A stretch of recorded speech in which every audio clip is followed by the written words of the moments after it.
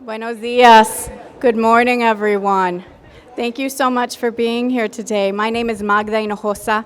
I am the Dean of Social Sciences in the College of Liberal Arts and Sciences here at ASU, and I have the distinct privilege of introducing Nancy Gonzales, our Executive Vice President and the University Provost of Arizona State University today.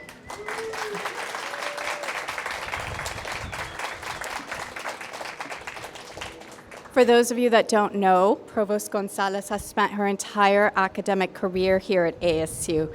She's a foundation professor in the psychology department where she has conducted groundbreaking research on culturally informed models of human health and development with the goal of developing public health strategies to reduce health disparities in vulnerable communities, including in the Latino community. Professor Gonzales has received numerous awards for her work, including having been named a Fellow of the American Psychological Association. And also, she was named an Arizona Latina Trailblazer, received the Founders Day Award for Research, and was named one of the 2021 most influential women in Arizona.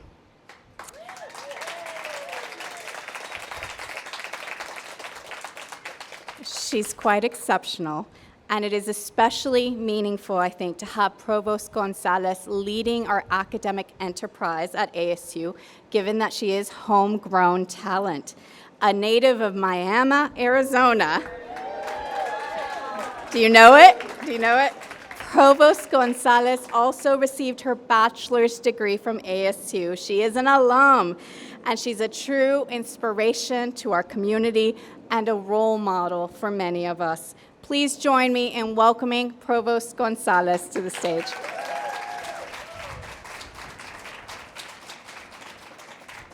Oh, thank you so much, Dean Hinojosa, and buenos dias, everyone. It's so wonderful to see you all here today.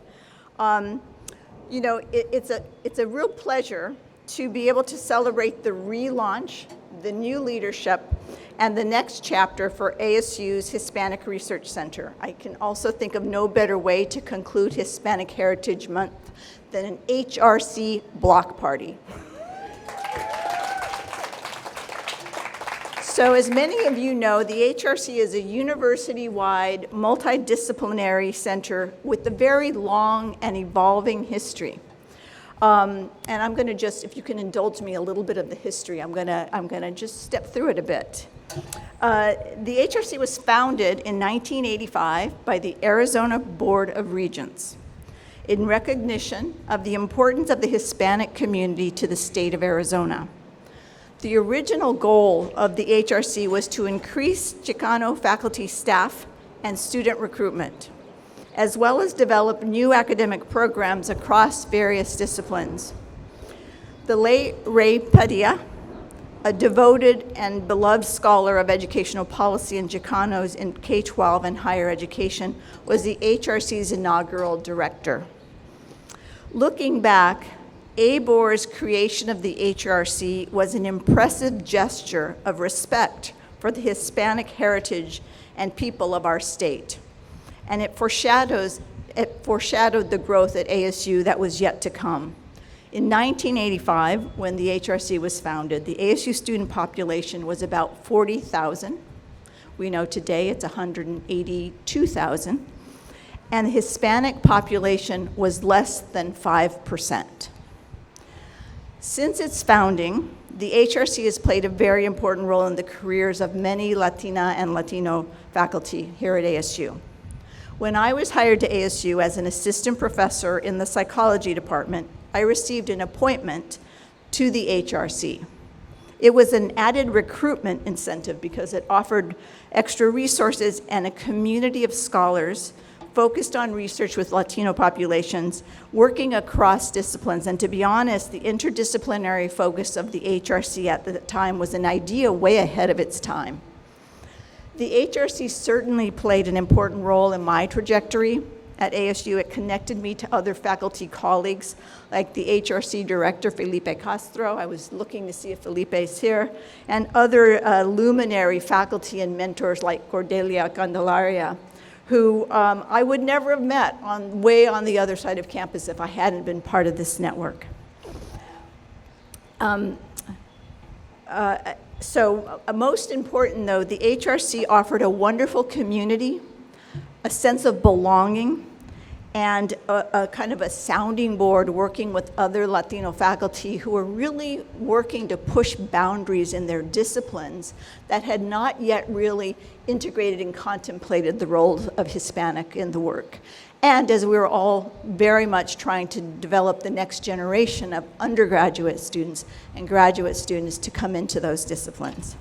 So I'm very grateful to the role that the HRC has played in my own trajectory and that of my students.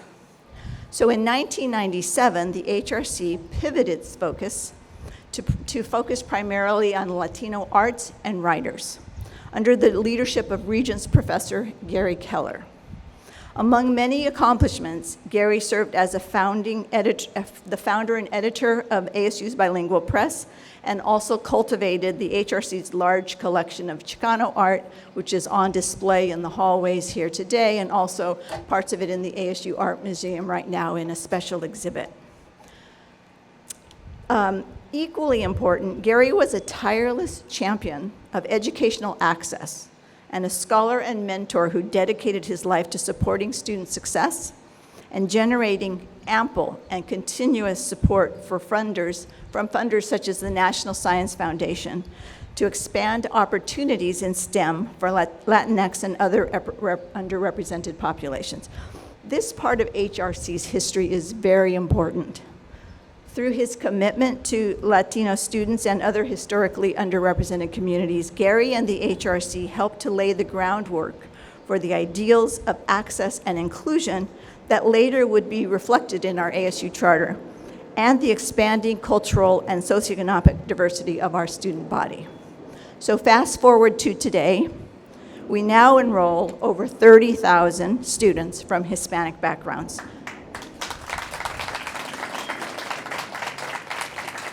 We are among the very top in the nation for the total number of students enrolled and graduating from a single institution. And in 2022, ASU was designated a Hispanic serving institution by the U.S. Department of Education, a federal designation based on the fact that now 25% or more of our full-time undergraduate students identify as Hispanic. We've come a long way. Now, we have not reached this threshold, certainly in our graduate student population, something for us all to be working on, nor among our faculty. But our faculty now span all colleges and all campuses at ASU with truly outstanding accomplishments. Initiatives, research programs, centers of excellence, Regents professors, MacArthur Genius Award winners, artists, museum directors, social behavioral and physical scientists, healthcare experts, engineers, educators, deans, school directors, and executive vice presidents.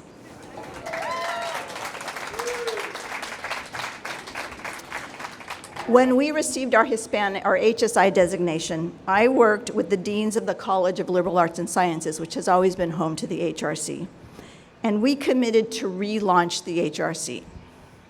Returning to the interdisciplinary roots of the center, we hope to position the HRC to pursue new directions that fit who we are today, and that would also reflect the issues and needs of today's Hispanic population that has now reached over 65 million and over 19% of the total US population. This is a new high, and it reflects growth across all 50 states, not just in Arizona or in the west and southwestern regions. So from California to New Mexico to South Texas to Little Havana to New York City to the rural Arizona mining town where I was raised, and the new receiving communities all over the Midwest, Latino people bring very diverse perspectives that shape American politics, arts, health, and culture. And that is where we are today. Latino diversity is further amplified by experiences that now transcend borders at rates never before seen, with much more fluid movements across national borders within and across generations. In our own student population today, we have students from 21 different Latin American countries, spanning the full socioeconomic spectrum and representing every conceivable religion. So although there are no doubt shared experiences that bind Latinos, this diversity defies a monolithic view of a single Latino experience. And the complexities of being Latino, Latinx, have never been greater than among the current youths, our millennials and Gen Z populations, our students and our recent graduates. What I've found in my own research, and this is borne out in the work of many among us just here under the shade, is that Latino youth are incredibly resilient. They are dynamic, they are more tolerant than prior generations, they're very proud of their culture, and they expect to be recognized and valued on their own terms. They also show up and they want to make a difference in the world. And this is why the relaunch of the HRC and the new focus and the new leadership of the HRC is so exciting for us to celebrate today. The HRC is launching a new era that will be led by Dr. Stella Roos, HRC's new director.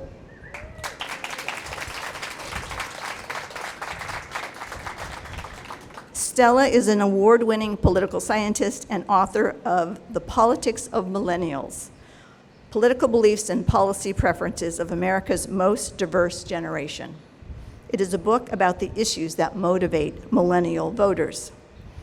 Under Stella's expertise and leadership, the new HRC will be a hub, look at what it says, a hub for transformational education and research, returning to our interdisciplinary roots, and with research focused on a broad range of topics related to today's Latinx and Hispanic populations. The HRC will also expand the center's mission to provide more research opportunities and space for Hispanic organizations and stakeholders to collaborate with our faculty and our schools and the center to have the kind of impact that we are so proud to be always striving for at ASU. So as an example of the type of work that the HRC is positioned to advance, Stella pointed me to the 2024 Latino Donor Collaborative Report on the U.S. Latino GDP that was released at the recent Latitude conference sponsored by Wells Fargo. Latitude brings together top executives and innovators from across business, media, politics, and technology to focus on the drivers of future economic growth, sustainability, and health of our communities. The Latino Donor Collaborative, founded by Sol Trujillo, partnered with Arizona State University's W.P. Carey School of Business to complete this report, detailing the immense contributions to the GDP made by U.S. Latinos. Findings of the report showed that in 2022, the U.S. Latino GDP reached $3.6 trillion, ranking as the fifth largest economy globally, surpassing India, the UK, and France. Key findings also show that Latinos are not only driving GDP growth, but also excelling in sectors such as manufacturing, retail trade, and construction, entrepreneurship, and small businesses. The report specifically focused on the younger demographics of Latinos who make up a large proportion of the workforce now and absolutely into the future, and it made a very clear case for investing in Latino talent and businesses and to accelerate our focus on the educational attainment of Latinx youth from all over the world. Stella, I appreciate this example of the type of work that you envision for ASU, and I know you will also be focused now and after the election on Latino politics, as we all are. So what you may not know, Stella, is that I met Sol Trujillo almost exactly 3 years ago, actually introduced by Dr. O, as I was trying to meet with him to connect him up to our work at ASU and to the new dean of the W.P. Carey School of Business, Ohad Kadan. We met in Los Angeles at our California Center in LA, and he passionately talked about the GDP and his wish for Arizona to play a role. So with your leadership and given ASU's progress and reputation, I know there will be many other stakeholders who will see the benefits of connecting with ASU and who will want to be here and partner with the HRC in envisioning a better future through faculty, through research, through connections, through really identifying and providing the data and the understanding of what we need to understand today's Latino population. So I am very proud to see HRC evolve. I'm excited about Stella's role in the HRC, and I, as a provost, am deeply committed to its success.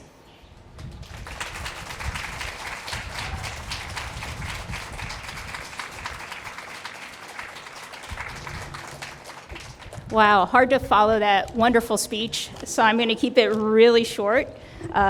Nancy already introduced me. My name is Stella Rouse, and I'm the director of the Hispanic Research Center. I want to thank Dean Hinojosa and Provost Gonzales for taking time out of their busy schedule to be part of the Hispanic Research Center relaunch block party. This marks a great opportunity for us at the center to introduce or reintroduce ourselves to the ASU and Arizona community about the renewed mission of the HRC. As part of a Hispanic serving institution, the HRC aims to play a leading role in investing in Latino and Hispanic communities. This starts with education as a catalyst for broader opportunities. We imagine a holistic approach to improving the lives of people with the diverse experiences of Latinidad, embracing the multiplicity of geographic, national, racial, and linguistic origins that shape this community. On behalf of my wonderful staff who helped put all this together, I want to thank everyone for joining us in this celebration. Please enjoy the music, food, book sale, and the lowriders that are representing ASU colors in case you missed that. Upstairs in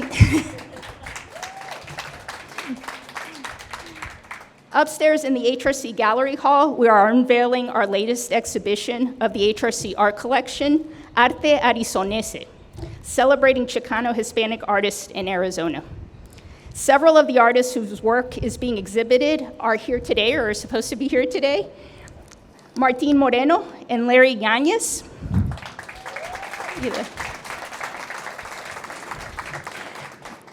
There is also an exhibit of the HRC Chicano art collection at the ASU Museum running through June, as Provost Gonzales mentioned.